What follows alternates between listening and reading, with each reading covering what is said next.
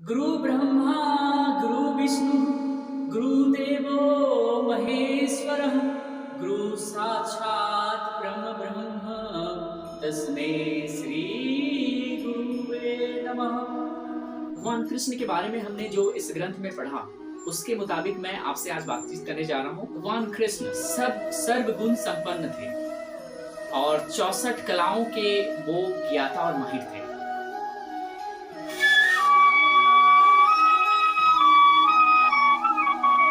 जो बांसुरी की जो होल्स हैं, इसको सही तरीके से अगर मैनेज किया जाए तो इससे एक सुर निकलता है। उसी तरह से जीवन के जो गड्ढे हैं उसे भी अगर सही तरह से मैनेज किया जाए तो जीवन भी सुरमय हो जाएगा।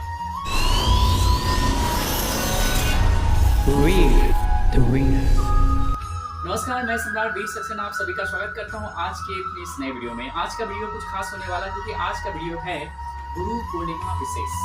गुरु गोविंद दो खड़े काके लागू पाए बलिहारी गुरु आपनो गोविंद दियो बताए। सो आज के इस वीडियो में हम लोग बातचीत करने जा रहे हैं गुरु के महत्व के बारे में। सनातन धर्म के अनुसार दुनिया का सबसे महान ज्ञान है भगवद गीता, और अगर दुनिया का सबसे महान ज्ञान भगवद गीता है तो इसे देने वाला दुनिया का सबसे महान गुरु होना चाहिए। सो आइए आज बात करते हैं दुनिया के महान ज्ञान के बारे में और दुनिया के महानतम गुरु के। सो चैनल पे अगर नए हैं तो सब्सक्राइब कर लें। बात करने जा रहे हैं भगवद गीता। भगवद गीता के बारे में बहुत सारी बातें हैं जो आज उसमें से कुछ विशेष बातें आज हम लोग आज डिस्कस करेंगे इस वीडियो में। ऐसा मान्यता है कि जो भगवद गीता पढ़ता है वो कभी गरीब नहीं हो सकता। और जिनके घर में भगवद गीता रहता है उसके घर में कभी आफत विपत नहीं आ सकता। भगवद गीता आप जरूर पढ़ें और अपने घर में भगवद गीता को जगह दें, जैसा कि मैंने दिया है और पढ़ते हैं। आज हम लोग बात करें भगवद गीता के बारे में। तो भगवद गीता का जो महत्व है वो एक वीडियो में बताया नहीं जा सकता। उसके लिए हम लोग वीडियो सीरीज चलाएंगे और उसमें बारीकी से हम लोग फिर भगवद गीता के बारे में चर्चा करेंगे। आज फिलहाल चर्चा करने जा रहे हैं महान ज्ञान भगवद गीता को देने वाले महानतम गुरु भगवान कृष्ण के बारे। भगवान कृष्ण के बारे में हमने जो इस ग्रंथ में पढ़ा उसके मुताबिक मैं आपसे आज बातचीत करने जा रहा हूँ। हार्वर्ड यूनिवर्सिटी ने इनके ऊपर रिसर्च किया कि 33 करोड़ देवी देवताओं में किनका कौन सा स्थान है। हार्वर्ड यूनिवर्सिटी का जो रिसर्च का जो स्टैटिक्स था, जो रिपोर्ट था, उसके मुताबिक मैं आपको बताने जा रहा हूँ। पहला लेवल जो था वो पेड़ पौधों का, दूसरा था जीव जंतुओं का और तीसरा लेवल है मनुष्य का। इसके बाद चौथा, पांचवा, छठा ये गैप है। सातवें स्थान पे बताया गया स्वामी विवेकानंद के बारे में। इसी तरह से फिर आगे 9वें 10वें स्थान पे बताया गया इस्लाम के जो धर्म प्रवर्तक थे मोहम्मद के बारे में। और इसी तरह से 11वां स्थान बताया गया ईसा मसीह के बारे में। और 12वां जो है इसी तरह से बताया गया गुरु नानक के बारे में। और 13वां जो स्थान है वो बताया गया भगवान राम के बारे में। उसके बाद जो हाईएस्ट 16वां लेवल जिनको प्राप्त है according to Harvard University research and report, वो है 16वां लेवल भगवान कृष्ण का, जो कि हाईएस्ट लेवल है। इतने ऊंचे लेवल पे अभी तक 33 करोड़ देवी देवताओं में कोई भी नहीं पहुंच सका जो कि कृष्ण भगवान उस स्थान पे पहुंचे। इस वीडियो में आपको आगे बताने जा रहे हैं कि भगवान कृष्ण को देवताओं में सबसे श्रेष्ठ उनको क्यों माना गया। वीडियो में अंत तक बने रहे। भगवान कृष्ण के बारे में ऐसा बताया जाता है कि भगवान कृष्ण सर्वगुण संपन्न थे और 64 कलाओं के वो ज्ञाता और माहिर थे। भगवान कृष्ण के हाथों में आप देखे होंगे कि एक बांसुरी।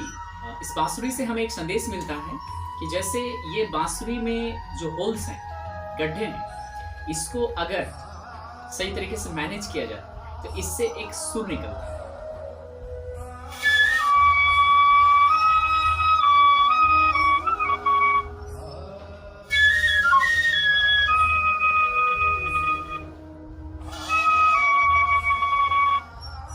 जैसा आपने देखा कि ये जो बांसुरी की जो होल्स हैं, इसको सही तरीके से अगर मैनेज किया जाए तो इससे एक सुर निकलता है। उसी तरह से जीवन में जितने भी जो उतार चढ़ाव हैं, जीवन के जो गड्ढे हैं, उसे भी अगर सही तरह से मैनेज किया जाए तो जीवन भी सुरमय हो जाएगा। सो भगवान कृष्ण के बारे में बताया जाता है कि वो सच्चिद आनंद थे, हमेशा आनंदित रहते थे, हमेशा मुस्कुराते रहते थे।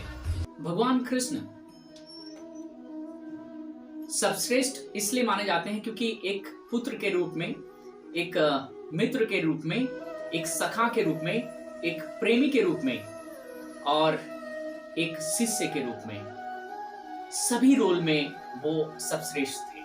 तो सुदामा और कृष्ण की जो मित्रता है उसकी बराबरी कोई नहीं कर सकता। और अपने पिता को उन्होंने कारागार से मुक्त कराया और एक पुत्र धर्म निभाया, तो उनसे सर्वश्रेष्ठ कोई पुत्र नहीं हो सकता। राधा रानी से उनका जो रासलीला और प्रेम कथा जो हम लोग सुना करते हैं, उनसे सर्वश्रेष्ठ कोई प्रेमी संसार में नहीं हुआ। संदीपनी मुनि का जो पुत्र गंगा नदी में डूबकर मृत्यु को प्राप्त हो गया था, शिष्य धर्म निभाते हुए उनके मृत पुत्र को उन्होंने वापस जीवित कराया था, वापस जीवित लाया था।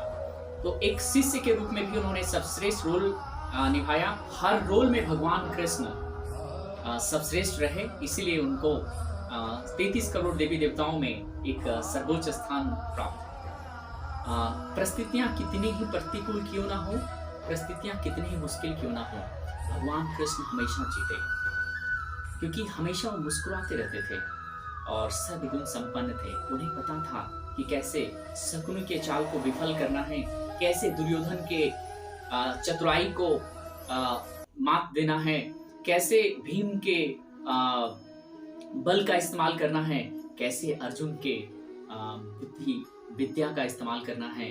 ये सारे गुण भगवान कृष्ण में थे।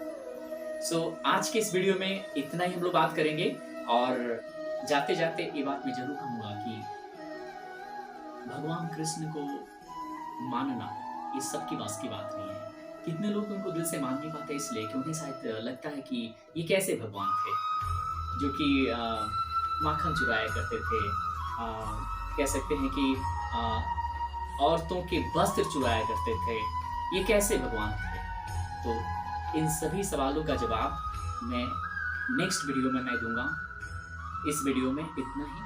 गुरु पूर्णिमा के उपलक्ष्य में कि भगवान कृष्ण आज अगर कलयुग में एक सफल जीवन जीना चाहते हैं, एक सुखमय जीवन जीना चाहते हैं, तो भगवान कृष्ण और उनके द्वारा ये भगवत गीता, इन दोनों को आप जीवन में अपनाएं। जीवन में उतार चढ़ाव परेशानियां तो आती रहती हैं, लेकिन हमेशा खुश रहेंगे, कृष्ण की तरह हमेशा जीतेंगे और जीवन में हमेशा सफल होंगे। इन्हीं शुभकामनाओं के साथ आज के इस वीडियो में इतना ही। मिलते हैं फिर और एक इंटरेस्टिंग वीडियो में। तब तक के लिए आप स्वस्थ रहें, मस्त रहें। जय श्री कृष्णा, जय हिंद, वंदे मातरम।